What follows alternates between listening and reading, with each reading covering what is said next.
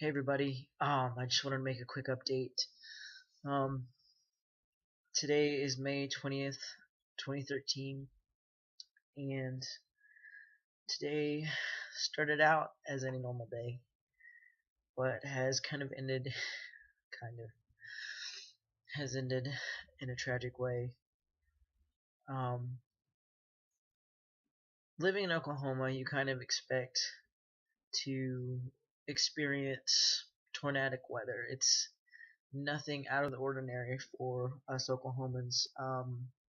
Just yesterday, we were at the Pride Parade and Festival and experienced some severe weather.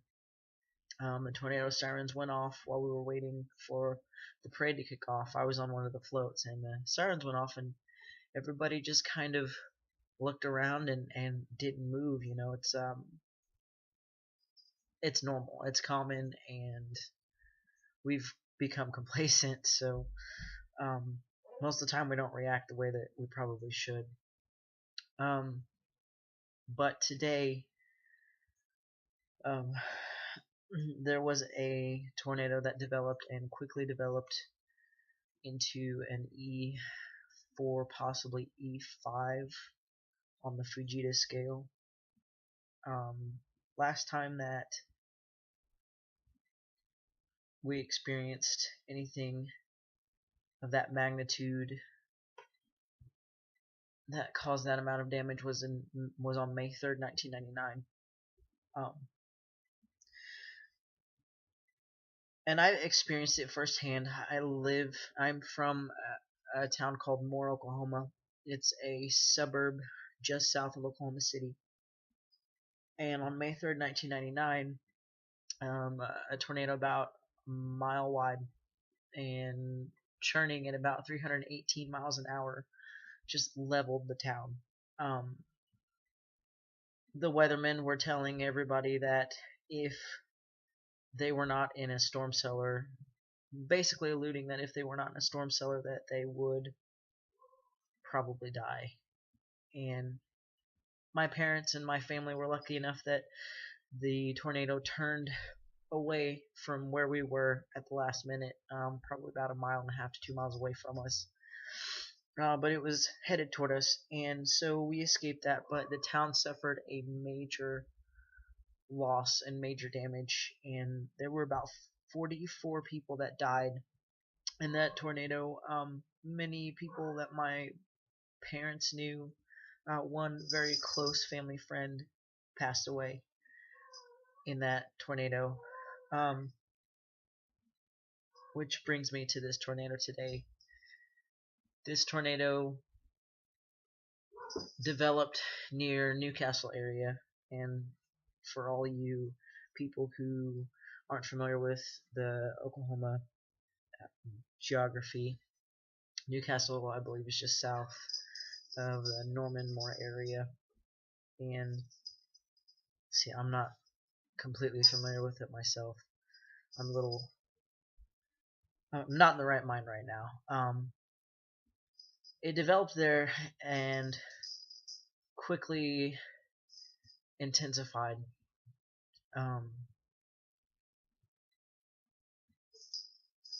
Miss Norman, which was great because I live in Norman now, which is south of Moore, and I work in Norman, and I work with children, and I don't know what I would do if we had that kind of devastation, damage, and death with those children that I work with. But anyway, it cut a course through Moore and just flattened neighborhoods, like hundreds of houses in an instant. It even took up some foundation. There were a total of 55 deaths. Most of my family was not in town. They live in Moore. Most of my family was not in town when this happened, thank God. But there are a couple of friends that I have not been able to get a hold of, and it worries me a lot. I've been crying off and on. I'm starting to tear up now. I've been crying off and on all day, just because I grew up there. That's where my heart is. I may live in other places, but Moore's always going to be home to me, and the people are always going to be my people, my community, and I just, the amount and the toll that it's going to take on the town and the people is tremendous, and I can't imagine having to be one of those people that have lost their family members and everything else.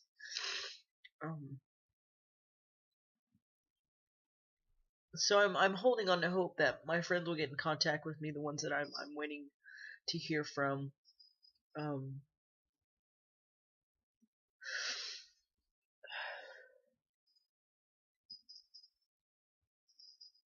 is hard.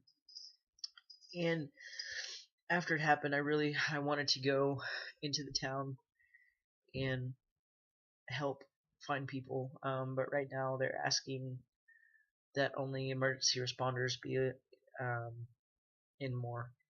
Um, there were 7 children that were that passed away. 2 elementary schools that were hit. The children passed away at the elementary school. Sorry, my cats are going crazy right now.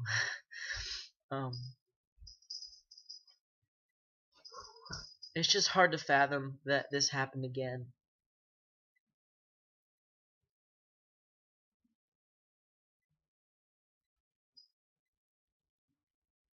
I can't wrap my brain around it. However, Oklahomans have this spirit of community that I don't think that anybody else has, and the outpouring of support and encouragement and prayers and donations is really uplifting.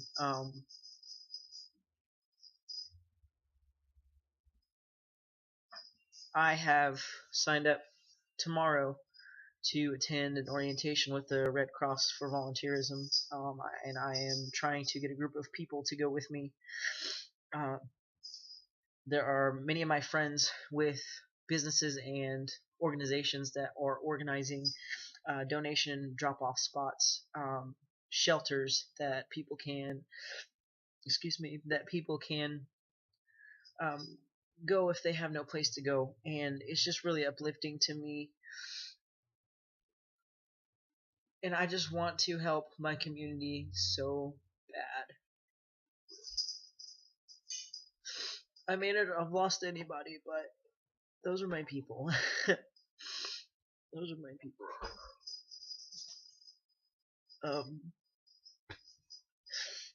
I've spent a lot of time trying to raise money for my top surgery, but I'm seriously considering donating that money to this cause because they need it more than I do. And I'm not trying to say this to toot my own horn, I promise. I am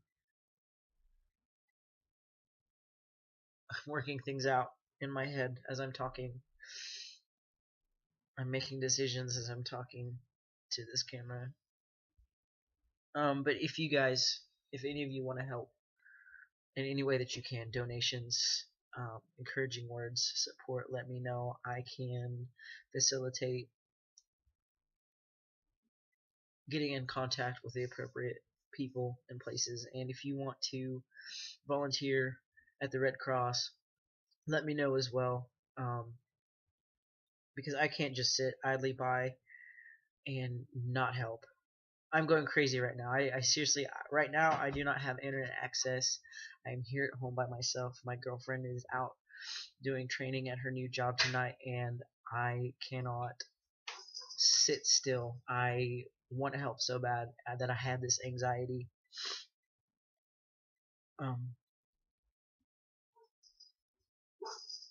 You never know what's going to happen on a day-to-day basis, so make sure that you hug your loved ones and tell them that you love them and show them that you love them every day, because in an instant they could all be gone. It didn't take that long for this tornado to completely just destroy almost an entire town. And Moore is a pretty big suburb. But I know that after this, we're going to come back stronger and more resilient, and our community is going to be closer because of it. Anyway, if you guys need somebody to talk to about it, you want some help, you want some resources, let me know. Get in contact with me. I will try to get you to the proper places and proper people. Anyway, thank you for watching.